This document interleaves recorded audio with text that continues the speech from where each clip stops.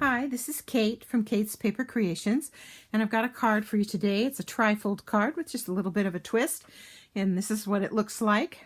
It's got this, and then open it up, and here's the second part, and you open it up again, and here's the third part, and you've got this plenty of room to write a sentiment, and it's just a really unique trick that I love doing. So stay tuned, and we'll show you how we did that today.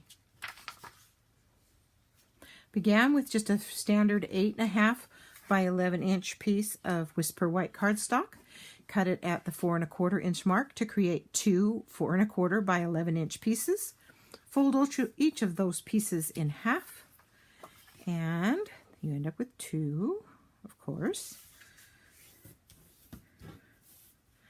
like that. And we'll set one of those aside. We're not going to use it right now. We'll be using it later. Then you're going to take the stamp image from the Petal palette stamp set. It's a two-part stamp set. It has these sentiments, and then it has these images, and we're using this image right here.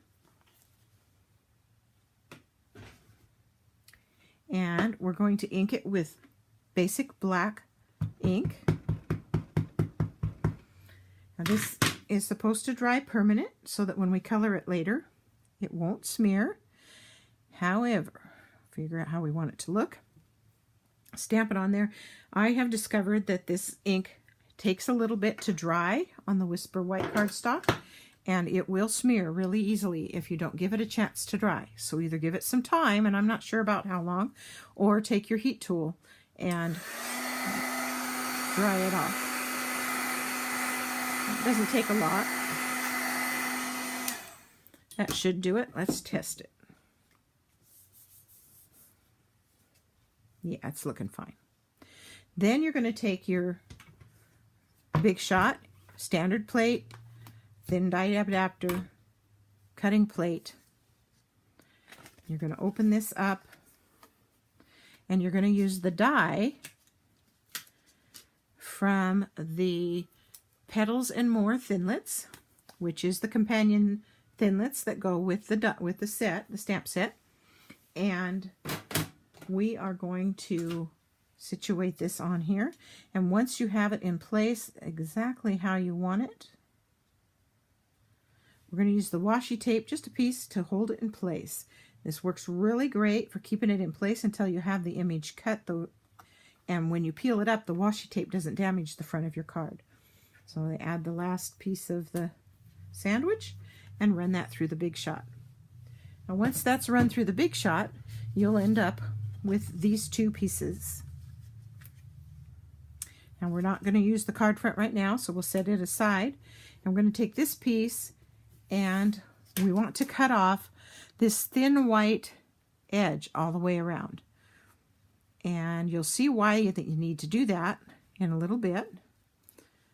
But that's what you're going to do all the way around. And I'm not going to video this whole thing as I cut it. It takes a couple minutes to do, but you can see what I'm doing there.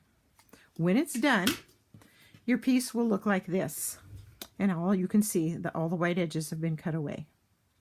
Now you're going to color it, and to color it, I used Melon Mambo and Old Olive, and I used the blender pens to do that with. And as I showed you in the beginning, this is kind of what my image looked like. And you can color it with that, or with your colored pencils, or whatever you'd like. Once that's colored, you can set that aside for just a moment. Bring back this piece from the card front, and we're going to turn it over like this. Then we're going to bring in the other piece as well, and we're going to open it up so that it's got the inside at this point looking at you. And we are going to take, I'm going to move these up just a little so you can see the bottom edge.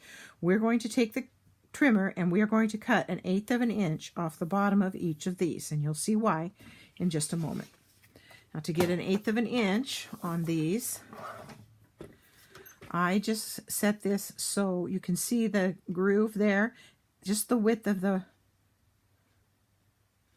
piece right there. That's what I'm going to use as my measurement, and it cuts off that little strip. And then we'll set that one there. And then we're going to do the same thing with this one. Get it nice and straight. And take the edge off of that. Okay, now both pieces are sitting here. This is the piece we cut off right here, and then this side is still a full 5.5 inches.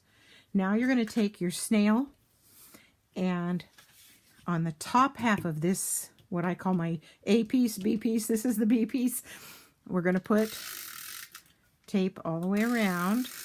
Don't get too close to the fold, because the tape piece you're sticking on is going to be just a little bit shorter than this. And I just put a little extra because I want it to stay stuck really good. Now, I'm going to turn this sideways, and we want to stick this portion to this. So I did that with the fold here matching this edge. So I started by matching up this corner and getting that kind of where I want it, and kind of holding it in place, and then matching up the edge all the way down like that and sticking it in place.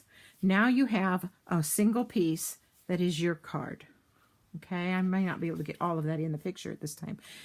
Then you fold up the bottom, and you can see it comes up just a little bit short. That is so the fold will lay nice.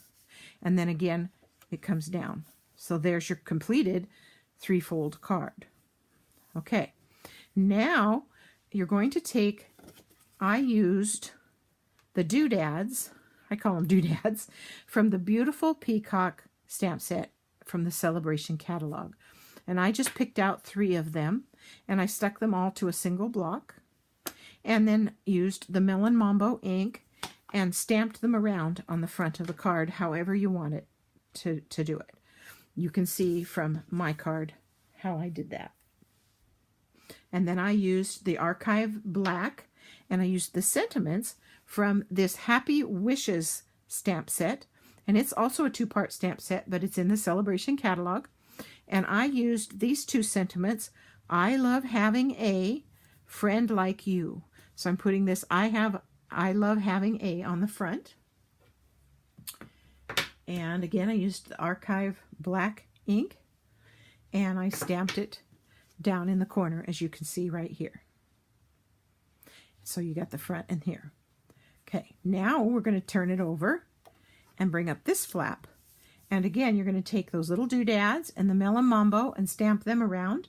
And this is when you stamp the friend like you down in this corner, also using the Archive ink. Let me show you what that looks like. You can see it again right here.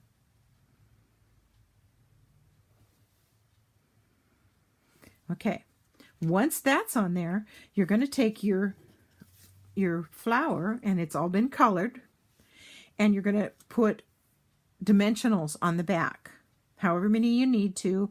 Some will be the little mini ones, because you want to maybe get some of these smaller spots and then some of the bigger ones.